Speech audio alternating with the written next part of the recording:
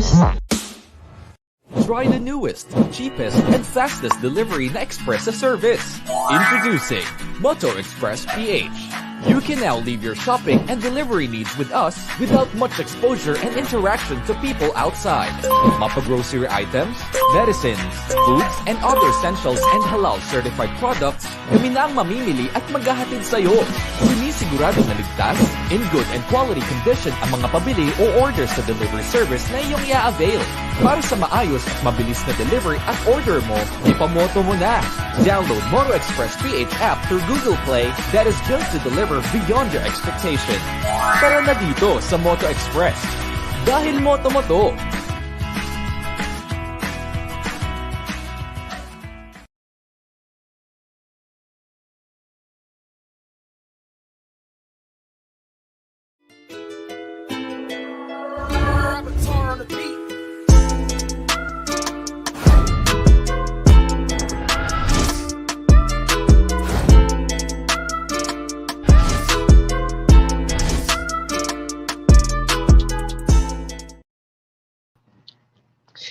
And that's it. Good evening. Good evening sa lahat ng ating mga viewers for this night and for tonight. Today is Saturday and another beautiful night together here with the Global Pinas TV. Kung kailangan ng ating mga advices, usapang buhay, usapang karamay, kung advices ang kailangan mo ay I'll be there for you program. Brought to you by Motivation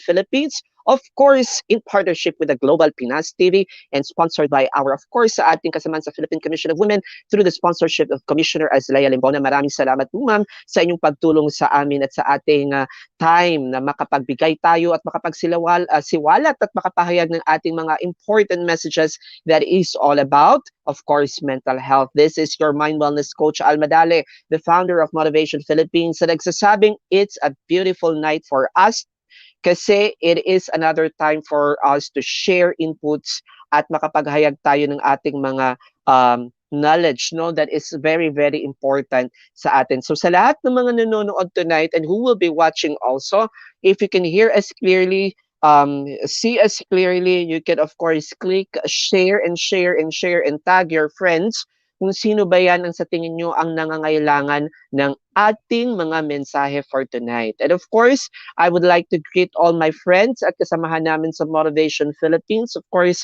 si Dwayne, si Andre, si Reggie, and sa iba pang mga kasamahan namin sa Motivation Philippines. Thank you so much for being with us always and helping us. Ayan, and then for those who are watching us in different parts of the Philippines, magandang gabi po sa inyo lahat. And for tonight, ayan, napakaganda po ng ating topic kasi as I was thinking, you know, we are still at the height of the pandemic, okay? But before I'm going to share, you know, the final, kung ano yung pag-uusapan natin tonight, of course, is that hindi pwedeng mawala that if you can drop hi and hello, no?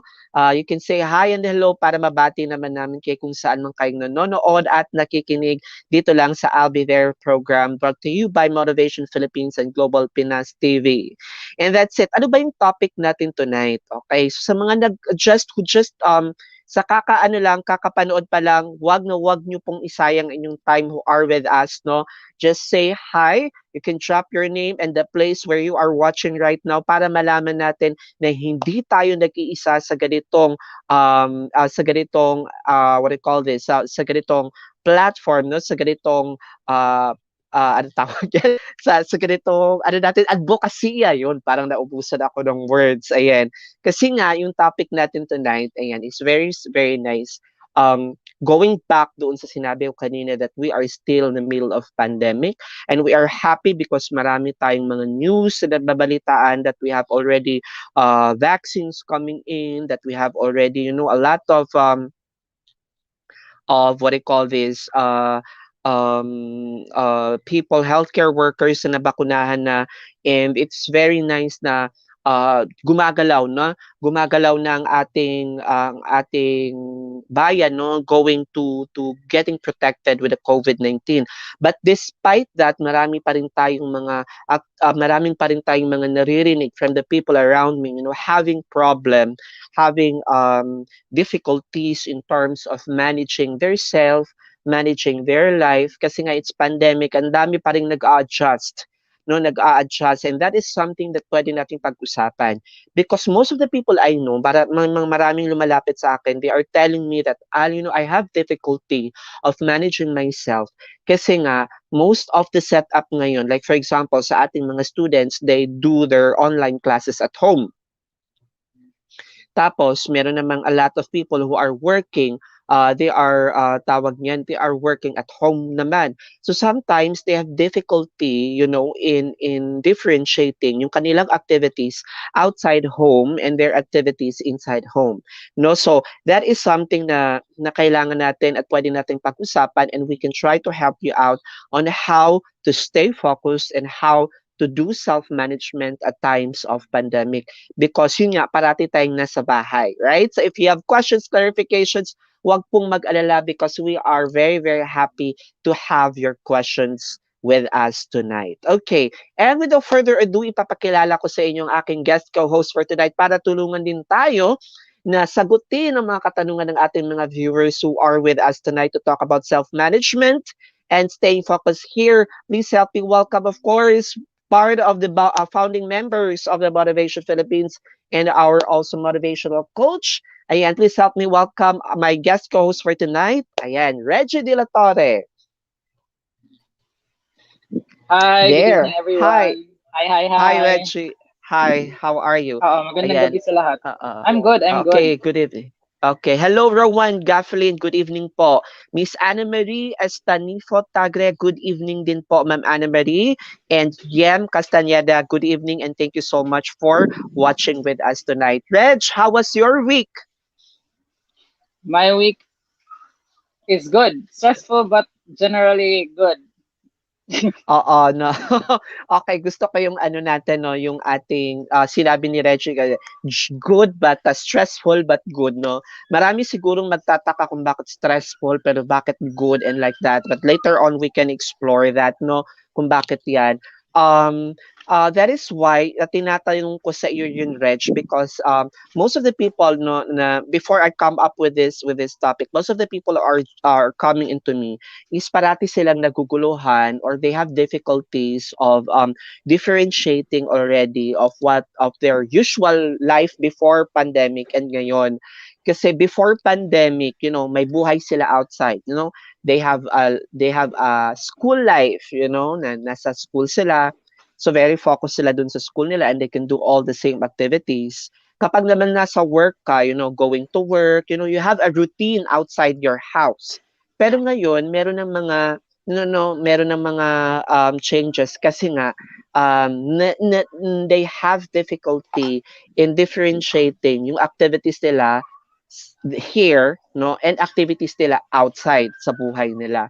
I don't know if nakita mo yung yung sa Facebook na yung babae na may kausap Talagang. siya sa sa online tapos yung aso niya tapos Ah, the dog oo. was playing with her, and I think that's something that every Filipinos can, what I call this, can relate this time kasi nga nahihirapan silang mag-differentiate. But for now I will ask you muna, you, because you're working, working online also, Mm, um yes. how do you manage having a life outside and then working, and then how can you differentiate your having your work life, your life at work and your life at home? Mm-mm. I think Was I there think any ang difference? Mm-mm. I think it's really nice no kasi being an online jobber, it gives ang experience namin working sa bahay it really strikes home to a lot of people kasi ngayon ito na yung setting, no, everyone's working, Mhm. everyone's uh, attending their classes at home. So the way Mhm. the way I do it, uh, it doesn't apply. Later we'll go on to more detail about this. Pero ito, as an online worker, no, Mhm. for Mhm. me to be productive, what I Mhm. make sure is that I have a good a conducive place. So a Mhm. good area where I can work, and Mhm. dapat free siya of noise and Mhm. disturbance Mhm. from, Mhm. may it be other people Mhm. in the house. So Mhm. so So that alone is mhm. very important. Even yeah. So Yeah. whether Mm-mm. you're working or studying, no, it's very for me. It's very. I think it's very important to have your dedicated area. And if ever that's Mhm. impossible, Mhm. maybe we can get into more detail kung paano how to get by it or how to get around it Mhm. if Mhm. having your own corner is a bit harder to do. Ayun. Mhm. Mhm. Was there a point ngayon, no, kasi because it's pandemic, and then sometimes it's really about kasi minsan when we go to work, no, kapag nasa labas ka ng bahay, you have this sense na nakaka-focus ka kung ano yung dapat mong gawin. That's why sabi nila na naiiwan natin yung sarili natin. I mean, what happens at home, and what happens at work. Kasi nga, there's a clear division, no, kung ano yung nagagawa mo, I mean, ano what happens to your while working, and while you are at home, no.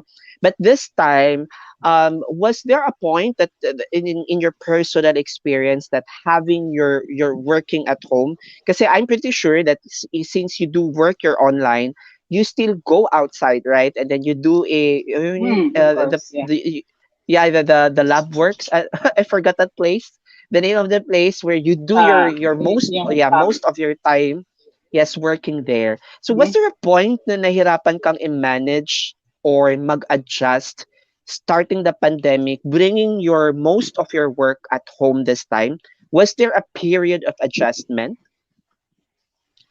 Pre-pandemic, no, since nag-start talaga ako ng online job, ever since Mm-hmm. I started working at home, Mm-hmm. it has become more of a challenge to really work kasi there's temptation everywhere. My Mm-hmm. TV, my internet, Mm-hmm. walang Mm-hmm. boss, walang Mm-hmm. coworker.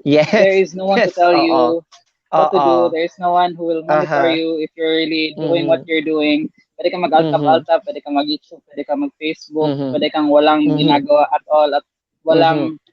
hindi ka papagalitan. So there's a lot of temptation, Mm-hmm. external and internal, for Mm-hmm. you not to do what you have to do. So yeah, it's even until now, I always there's always this temptation. But I think now it's better kasi I can actually work whenever I want to work as long as magawa ko Mm-hmm. yung daily, let's say, quota ko. I'm good. Mm-hmm. Yan. Mm-hmm, mm-hmm. So, going Yeah. back to the adjustment, if you can recall few things, what were the major adjustments na that you can say it's a big difference pre-pandemic and during these times, or was there any adjustment na ginawa mo while you are working at home? Personally, no, sa akin, I guess Mm-hmm, I'm thankful kasi there's mm-hmm, minimal impact with how I operate in terms of mm-hmm. productivity or in terms of work. Okay, Ganun pa rin, okay. wake up, Mm-hmm. work, or do work at home. There's Okay. when you're working at home, Mm-hmm, there's minimal contact going outside. Pero I mm-hmm. guess ang indirect impact is of course ang economy is down, especially nung Uh-huh, simula ang hirap uh-huh. makalabas. Yes. It's hard Mm-hmm, to meet mm-hmm. with people. Mhm. So yun yung Mhm. indirect impact Mhm. with Yeah. with Okay. now. So so that's yun yung mga major adjust, or should I say yung mga adjustments na nagawa mo, and Yeah. you could say that there is some minor impact, but definitely, no, I think that everyone have their own personal experiences kung ano yung klase ng impact sa kanila. And Yeah. just yes, no, and I think din, no, na I think one thing that is very very tricky this time, the pandemic, kasi nga gigising ka ngayon sa bahay trying to do self manage, no, ima-manage mo yung self mo na habang nasa bahay ka, and yun nga sabi mo kanina, maraming mga temptations, no, you have your comfort zone, you are in your comfort zone, may Yes. TV, and then your favorite bed or your favorite couch, and then your favorite food maybe is Yes. just Netflix probably and just chill. just Snacks. just a door away, 'di ba? So with all of these things, I think isa sa pinagdadaanan ng ating mga kababayan ngayon, or those who are watching us, is that nahihirapan silang mag self-manage, no, sa kanilang sarili, on focusing sa kanilang work, and while at home, no, no, focusing at work while at Mm. home, because technically you don't do your work at home, no, no, I mean, this is of course not all kasi may mga people naman talaga who are working their work at home. Pero iba din naman yung mga Oo. who are working in a corporate world and this and that. So that is one thing. Para sa mga nanonood tonight, no, if you can ask a question, ano yung mga nahihirapan kayong i-manage, no, for those who are watching and listening to us tonight, ayan, sa ating mga ka-I'll be there's, saan kayo nahihirapang i-manage niyan sa inyong life ngayon in terms of working at home, no? So if you have a question, just drop it by. So ngayon, ito na yung question ko with Reggie, no, as being one of my guests, of course, my special uh, guest namin ko tonight, no? Pati ako nauutal na rin. So in short pala to your Reg, what is self-management and why is it important to have to understand self-management at these times of pandemic? Mm-mm. Nag-choppy ka. I think you have to restate your question. Okay, I'm sorry, Oo. sorry. Oo. Oo. So, what is yun nga, so I was asking you, what is self-management and Okay. why is it important during this time of pandemic? Okay. So self-management for me, it's the ability to influence yourself. It is kumbaga Mm-hmm. self leadership. Self leadership. Mm-hmm. It's Mm-hmm. having the initiative and sense of urgency to do Mm-hmm. what must be done. So Mm-hmm. so in a way you're becoming, it's being a leader of, it's being your own personal leader. Kasi what is being a leader? Mm-hmm. It's the ability to influence, not lead. It's the ability to influence. Mm-hmm. Mm-hmm. Yeah, I hello. Yeah, I totally agree with you, Reg. No, that it's about taking care, no, and it leading in yourself kasi it's your personal self, no. It's a personal leadership na kailangan mong what I call this pangunahan or kailangan mong i-lead through, right? So I think I'm losing Reg this time. So, mm-hmm. Hello, Reg, are you still with me? Yeah, I think we lost Reg. Mhm. Okay, so while waiting for Reggie to be back no sa ating mga ka-albe there who are with us tonight, I think it's definitely very important for us that yun nga, it's all about taking care of ourselves, and then one way of taking care of ourselves is doing what? Self-management. Because I think sabi nga ni Reggie kanina, the self-management is becoming a leader and having an own influence to yourself. At yun nga ang pinag-uusapan natin tonight because a lot of people this time of pandemic, they feel it sometimes, parang nalolost ka or you are not sure of what you are doing. And when we are not sure of what we're doing and when we feel lost, we feel that we are not productive. And when we feel that we are not productive, our self-esteem will go down. Right? At nawawala yung ating, what I call this, nawawala yung ating self-esteem. And with this self-esteem, bumababa siya. And with this decrease of self-esteem, we have the different kind of mindset na, and with all these different kinds of mindset which is mostly negative, what happens is that you will have a very negative mindset, and then you will have a very negative outlook sa life, and totally it will have a great effect na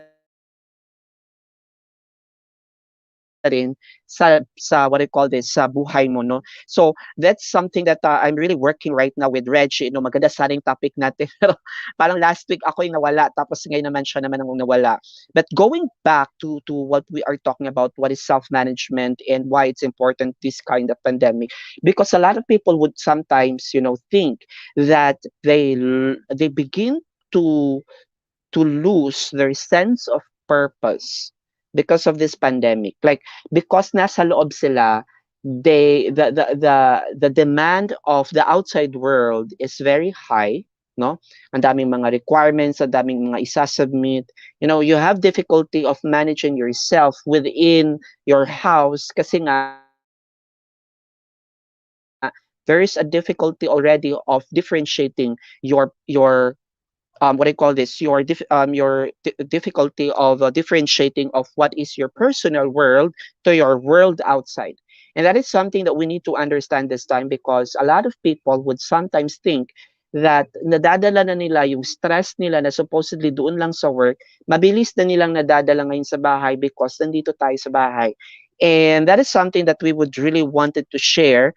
And ayun nga, sabi ni Reg is that he's having right now an internet issue. Nako, parang last time ako, tapos ngayon siya naman, tapos baka siya na naman yung magba-brown out. Okay. So going ko with that, no, do we have here mga ating mga ano, ka-Albi there who are willing to, do you have a questions na pwede muna natin sagutin a bit?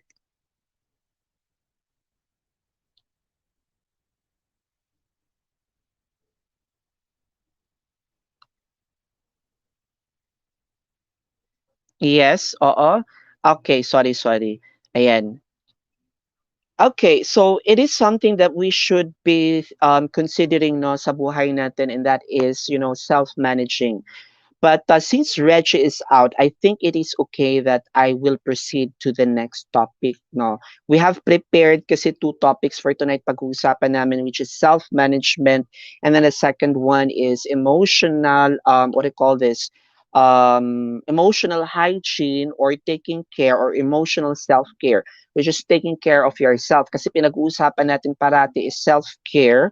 And I think one of the biggest aspects in self care is taking care of your emotions. And emotions is, of course, what we feel. It's very powerful. Ito yung mga nararamdaman natin. Ito yung parati nating nafe-feel. And this sometimes define our behaviors. This sometimes yung emotions natin define yung ating reaction towards other people. And sometimes these emotions also define how we react with other things, how we react with, how we give our relationships with other people, maintain our relationships with other people, yun. And that is something that gusto rin namin i-share, gusto ko rin i-share for tonight is how to take care of yourself, which is emotional part niyan is yung emotional self-care. So ano po ba yung emotional self-care, no? Emotional self-care has many decision has many definition, but definitely it's talking about caring for your emotional needs, okay, caring for your emotional needs, and it is about identifying and nurturing your feelings, no, identifying and nurturing your feelings, okay. And this is emotional self-care that we are going to talk about. And having emotional self-care is you have the ability to take care of your to be aware of your emotions, no, and have these feelings and emotions, okay. So I think Reggie is back with us, and I'll just wait until makabalik siya. Mm-mm. We'll just wait in a bit, uh-huh, until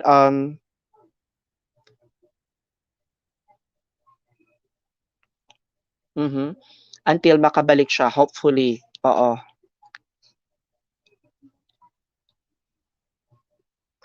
Yes, oo. Okay, parati na talaga nangyayari. Oo. Anyways,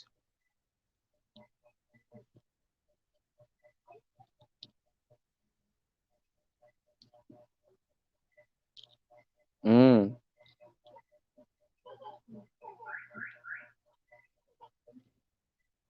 ayan, oo.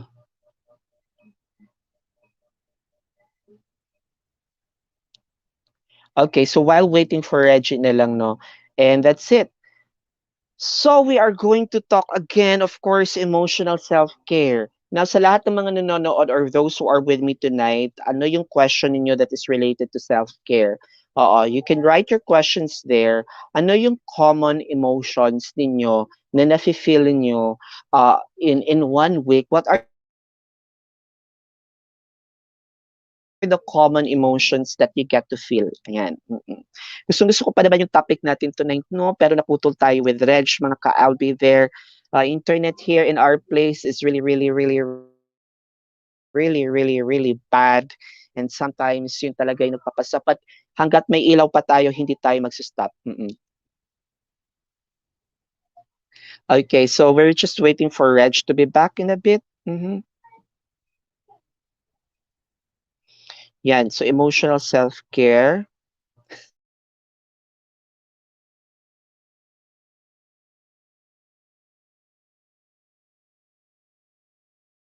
Pati ako nawala. Okay.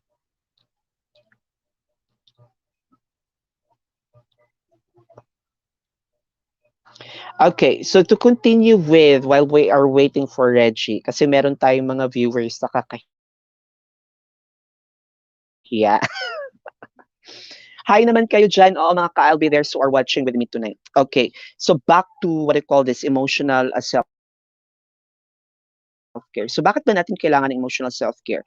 Number one, because psychological, meron kasi tayong tinatawag na psychological injuries. And these psychological injuries, these are the things that, or these are the injuries to take note, no?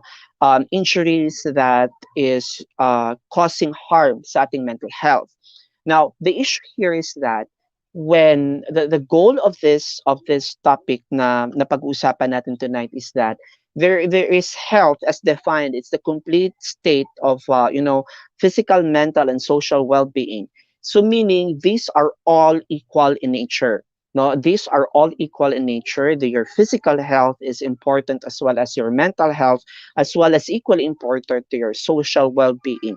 Now, there are a lot of people would say no na kapag may physical health ka, minsan din kasi we always think that yung physical health is much more important to our mental health. That is the usual, no, usual na connotation and interpretation of common people that when we say mental health, when we say physical health is more important than mental health, they don't see it as both equal.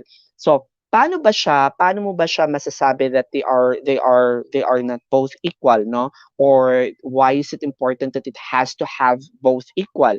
Kasi ganito 'yan.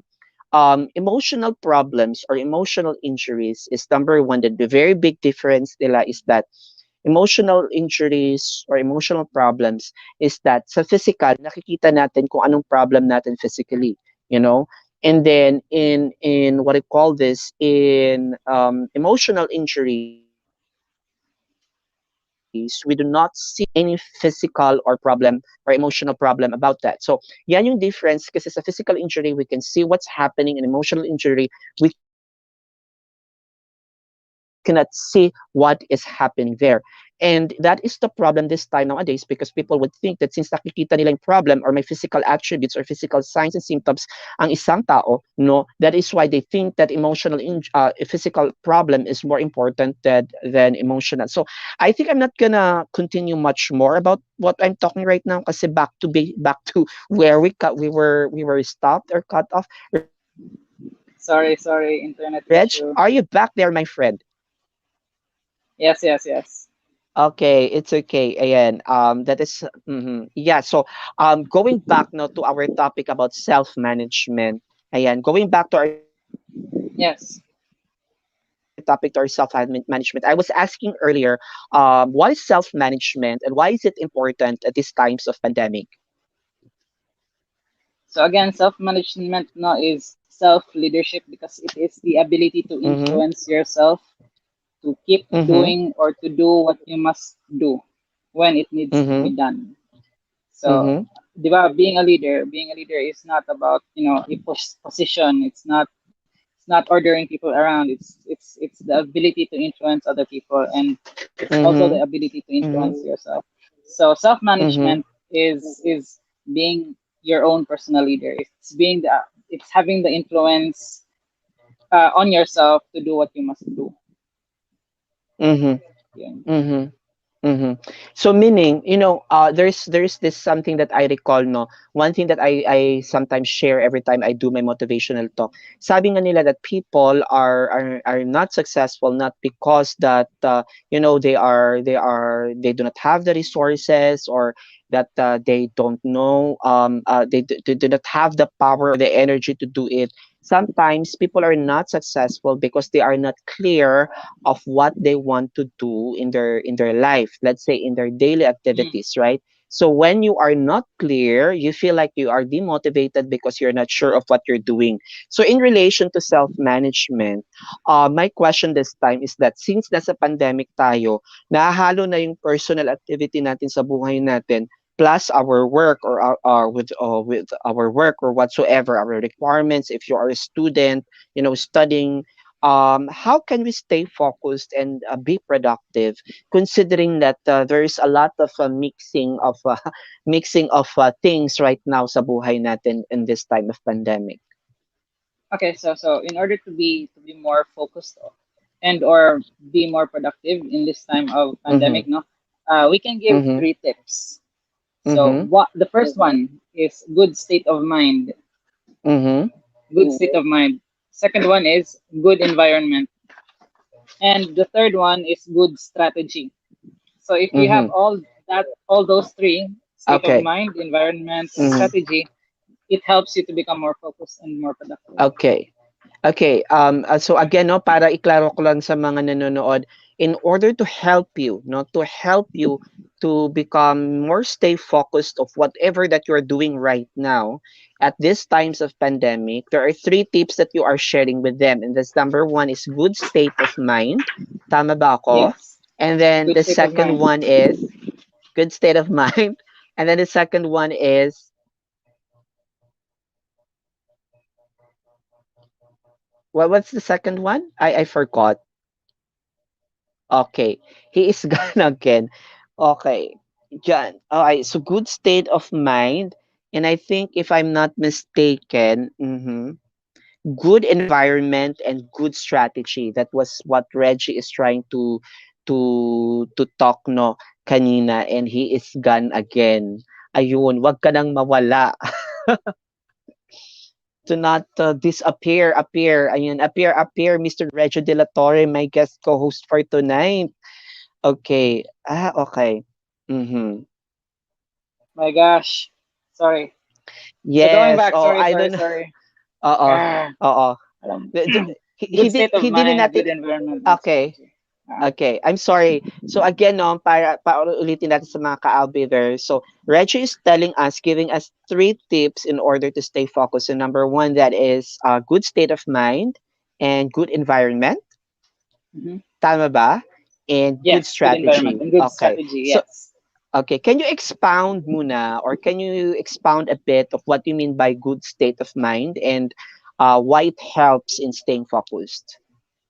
Yes, that's nice kasi we need to know that kung ano ba talaga itong state of mind, ano ba ibig sabihin ng good environment. Mhm. Because even if we Mhm. know, even if we can Mhm. remember these three, if we don't Mhm. know the Mhm. meaning or the definition, Mhm. wala pa rin kwenta. So let's start Mhm. with good state of mind, number one. So what is good state of mind? It is when you are at your best state, or it's when you're at a good state. Okay. It's when your mind is Okay. clear, it's when you've been and you are physically active and you tend to be more optimistic.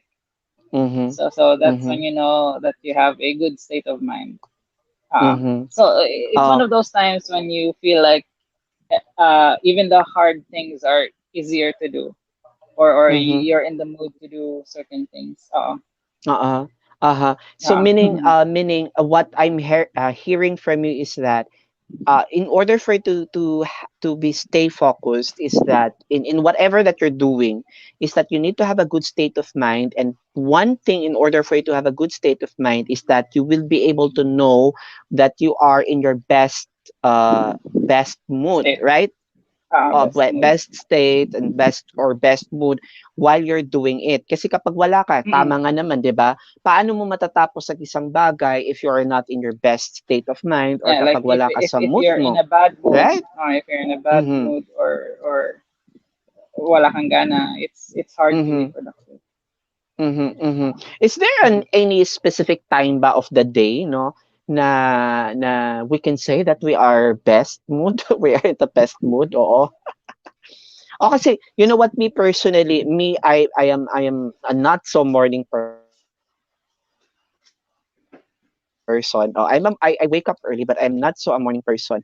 Every morning, like I have this lesser interaction with people, kasi alam ko na I'm I'm a little bit grumpy at the very early morning. I prefer being solitary. I prefer being alone, and I think my mind works better when I am alone. Parang ganon. So do you think helping identify those specific times of the day can help you stay focused?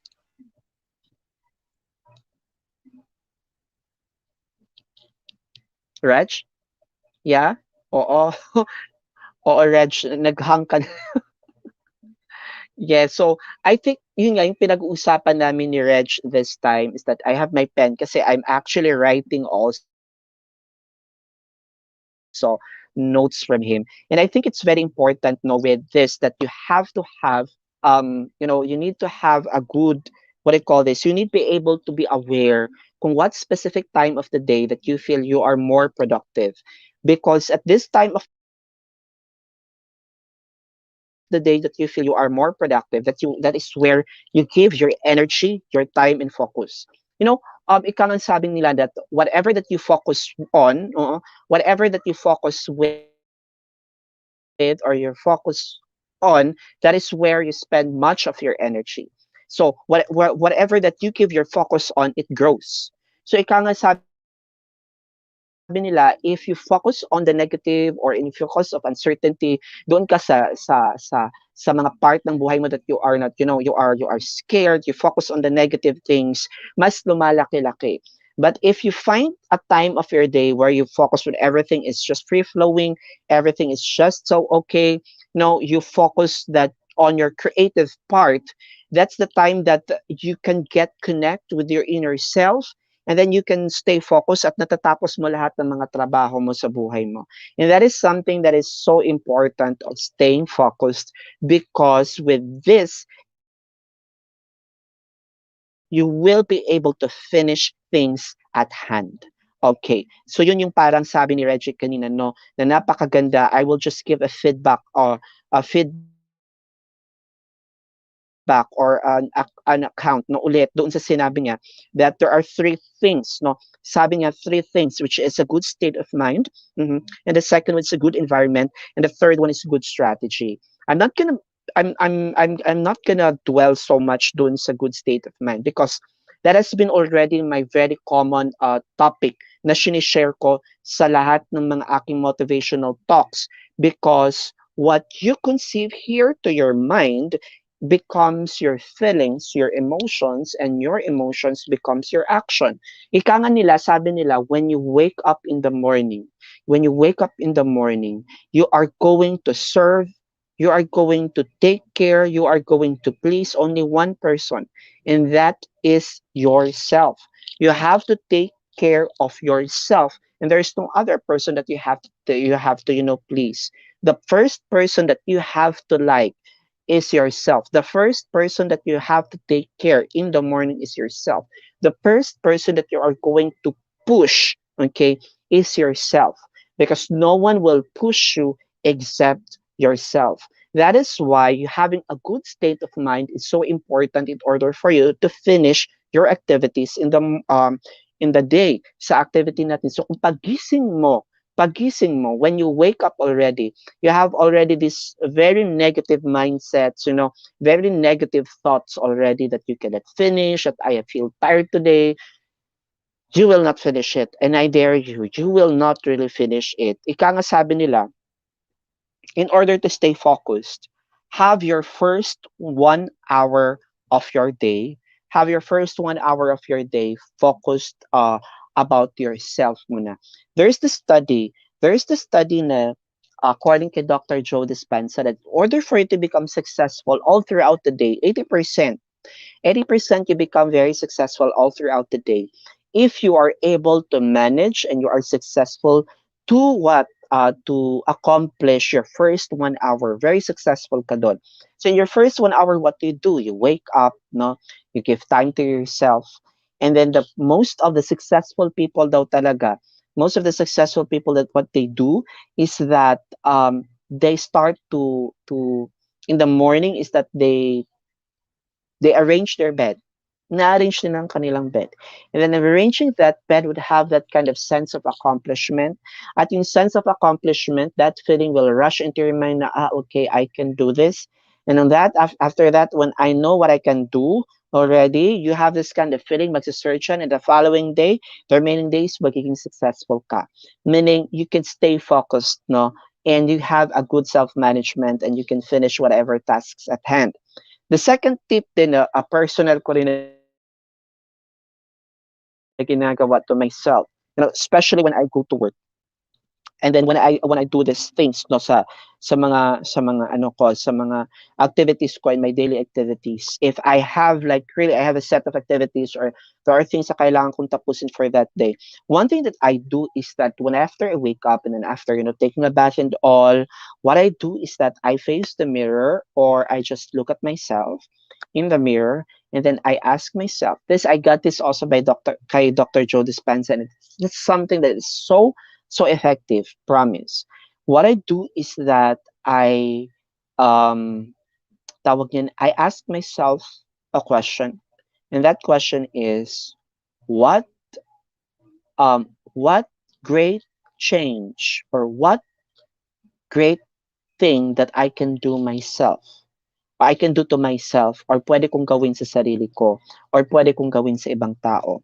And then if it means of, doing well at my work, if it means choosing to be kind, if it means becoming a real person towards others, if it means to become honest of what I do in what I do, if it means that I should be strong to what I believe in my life, if it means that I should be helpful towards other people, that it means that I can make a difference to myself and make a difference in my work to the world per se. And that is the very reason kung bakit I have this technique na I can finish whatever I want to do in that specific day. And of course, hindi rin mawawala yung I make a little list, no?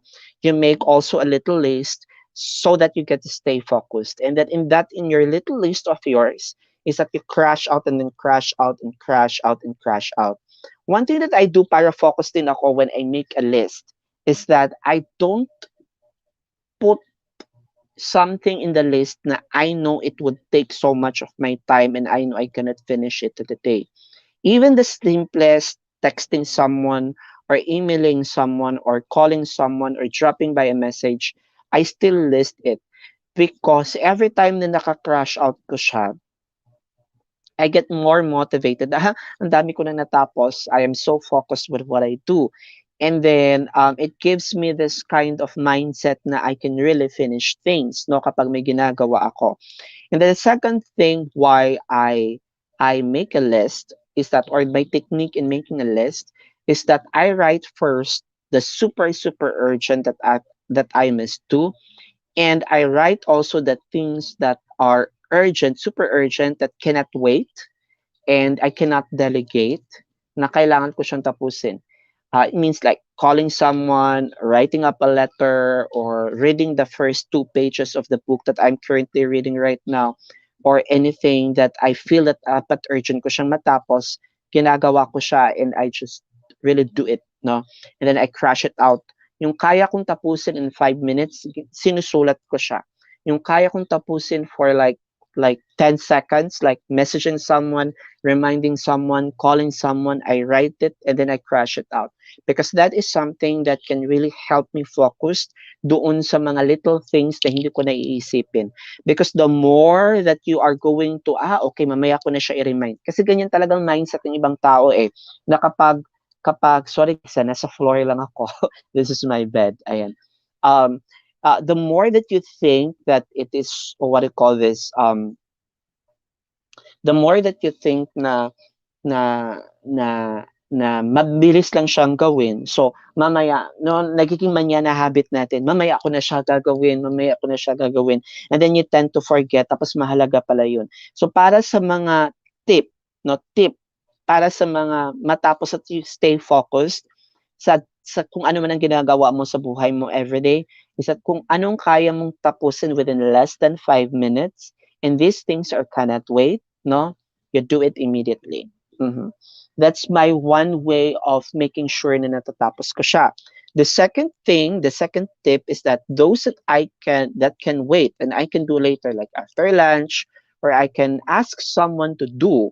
That's the time that I write it up also, and then I look for things in other solutions. Ito, I can ask someone to do this, and then I try to delegate this task, or I can ask for someone. Like for example, I need to wash my let's say my shoes. So hindi ko siya magawa because I'm at work, but I need my shoes tomorrow. So what I do is that I ask help for someone and then they will do the job for me. So that is something that, it could help you also manage at maging focused ka sa work mo, even you're working at home, or maging focused ka rin sa sarili mo, even if you are not, what do you call this, even if you are not also, working talaga kasi nasa home ka parati, working at home ika nga. Mhm. Okay, so those are my little tips, no? Eh,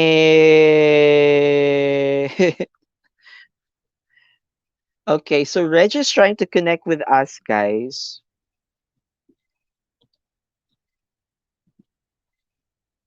Mm-hmm.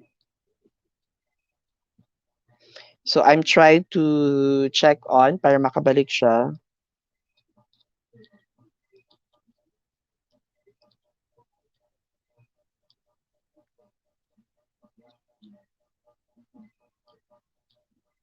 Mm-hmm.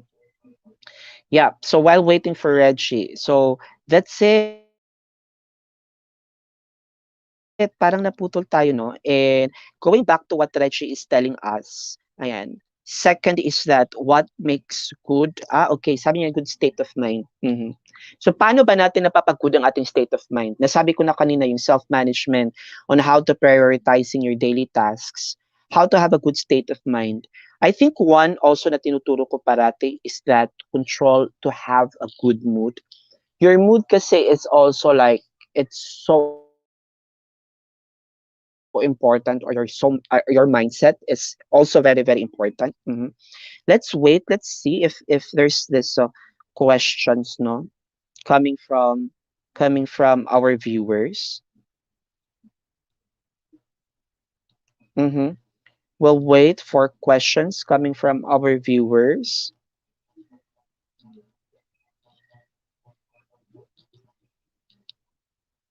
Okay. Okay. Okay. So ayan. Okay, so to continue with, the second one is how to have a good state of mind. Okay, yun yung sabi ni Reggie. The second one is, what I call this, yung good environment. So what does the good environment do? No? For me, personal, anong ginagawa ko? Number one is that I set the mood of my room. Yeah, you get it right. I set the mood of my room. In the morning, I always make sure that I open up the windows and I can see the plants outside and there's enough light coming in. Ano pang ginagawa ko? I lift up the curtain so that makapasok yung hangin. And then I set up the mood and I have these plants inside my room. And then one thing is that every once a week, I also like clean, as in like technically clean, ayan, my room using incense, to have an aroma, feeling, na sense of feeling and clean. So it's like both physically and spiritually, I'm cleaning the room. And when these things are set, things get so beautiful and nasa set yung mood ko, I get so focused with things. Ano pa? I try to do away with distractions. Mhm. So one way to do away with distractions, of course, is our cell phone. So what do we do is that I make sure that when I'm at work or when I'm doing something that is na kapag hindi ko kailangan ng cell phone, no? Let's say I am reading in my laptop, I'm doing research in my laptop, I do away with my cell phone and then I put them in a silent or in vibration mode so that hindi ako nadi-disturb every time that I do my research and this and that, para makapag-continue ako ng pag-focus ko, no? Having focusing my, focusing on whatever that I do. That's one thing also that I do in my environment. And then second is that what I also do is that I make sure that there's this enough circulating air inside my room. So sometimes I turn on kapag gusto ko ng super focus, what I do is that ino-on ko yung aircon. Tapos yan, mas malamig and I feel more is kapag medyo cooler ang temperature. But if I feel like I just feel like, resting and having like a chill day inside my room, I don't use my air conditioner. I just use the natural air. And just makes me feel more relaxing kapag yun yung ginagawa ko. So in short, it is something that is important also to set up your environment in order for it to stay focused. And then one thing that I do also para makapag-focus ako is that I set my table as my working place. As in literal, there's this just working place. I do not read book at my bed. I do not do something else, that I do not eat. I do not have my laptop. I do not do my research, watching movies in my bed, so that when I am at my table, in my table, I am very focused also na yun lang yung gagawin ko because this table is only meant to do my activities. And when I say meant to do with my activities is that we are starting to you become more focused doon sa mga activity na ginagawa mo when you are sitting down in your table. So it helps you also to just stay focused there. Pati yung utak ko ngayon there and that and everywhere. Ayan, sa mga ka-Albiveres who are watching with us tonight, ayan, if you have a question, guys, please wag po kayong mahiyang magtanong. Ayan, nandito ako to ask. Kasi we are like around 9 minutes left and I'm very happy no of you guys staying with us. So I think the topic na lang yung emotional self-care will be my topic probably next week, and I'll have someone also on board. Of course, have Reggie again. And then kung may mga tanong kayo, please, please, please do drop your question ngayon. Kung may mga katanungan kayo, I'll be very happy to hear out your questions. Okay. Yan. So, to continue with sa ating topic tonight, which is staying focused at times of pandemic, it is what are my learnings? No, ito na lang to have a closing sa ating activity or sa ating topic tonight or sa ating show tonight ng mga ka-I'll be there. Ano ba yung learnings ko when it comes to managing yourself or staying on track to your dreams, staying on track to your goals at times of pandemic. Number one, it is very, very obvious that at these times of pandemic, things now are so uncertain. You know, even if it's like you make a plan, pinaplano mo siya, pero nahihirapan ka pa rin ipagpatuloy yung plano mo or stick with your plan because there is so many things that are changing right now. The people around us, the institutions around us, they have this ever changing rules and regulation. And this gives us this kind of feeling that it's so uncertain. So one thing na probably realization ko for this pandemic in relation to self-management is that staying on track or staying focused doesn't mean that you need to have always the people around you to push you around. Because of the uncertainties, the people around that you are expecting to help you, sometimes sila din kasi may pinagdadaanan. Sila din kasi they have also problems that they need to solve by themselves, and they are also get affected by the pandemic. So sometimes I get to realize that there is no other person that can help me push towards my goals in life except myself. Because the moment that I accept the fact that the only person who can help me out and push me further to my goals in life is myself, then that is the very, very time and the very, very, that is the very, very important awareness, no, realization that um, there is no other person responsible to myself except myself. So if you think right now that you are having a hard time of taking care of yourself, it's not having a hard time, but you have to remember it's not only about having a hard time, but it's about knowing what are the important things you need to understand while you are having the hard times. Because hard times is not about the hard things, no. Number one, hard times is not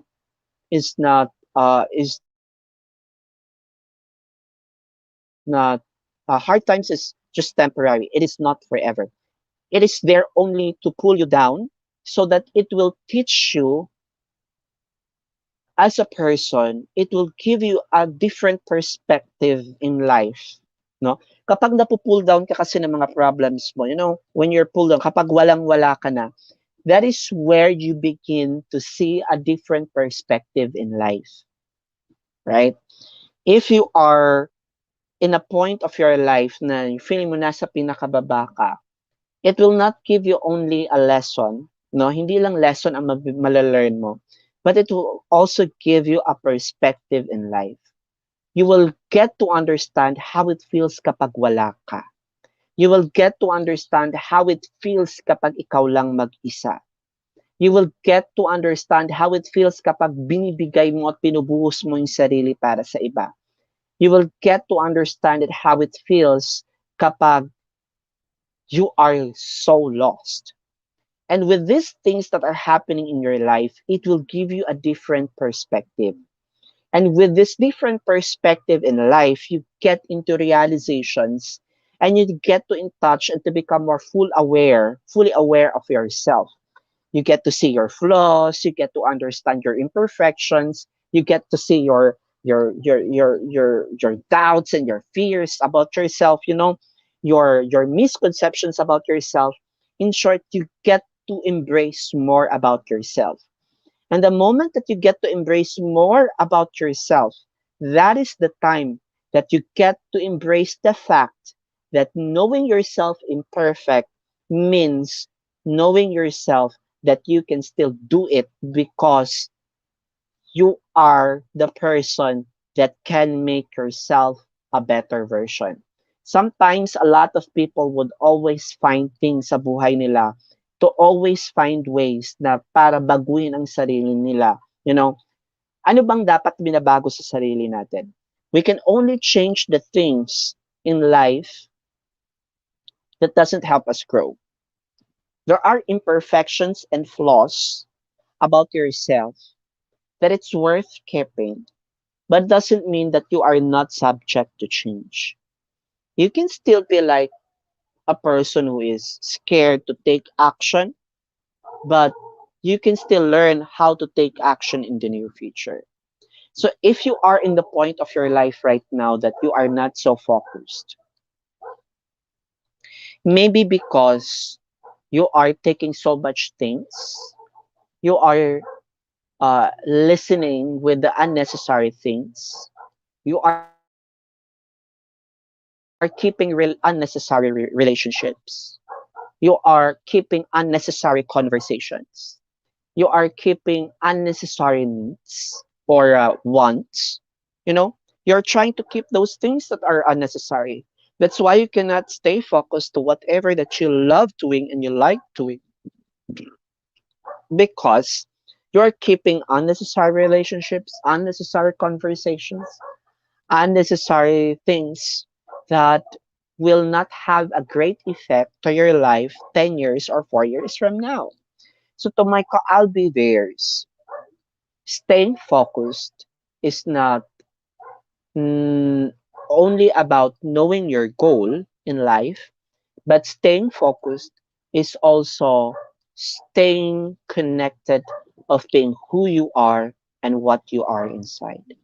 Because the moment that you cannot define yourself, the moment that you cannot embrace yourself, the moment that you deny what is inside you and what is you are supposed to do in real life, it will give you different message, it will lead you to different path, and it will lead you to uncertainty. That is why you become unfocused of what you want to happen in your life. So, in order for you to stay focused to your goal in life, wag mo munang isipin yung goal mo. Think first of what is inside you, connect of what is inside you, be with what is inside you, be the person inside you, and then try to um then out from that take it out so that it becomes your goals and focus in life. So thank you so much, Kaalbi, there's who are with us for giving us your time. I see you again for the next week. And I hope that you are going to have another beautiful night. And thank you for watching and see you for our next episode of I'll Be There For You by Almadali Podcast. Thank you and good night.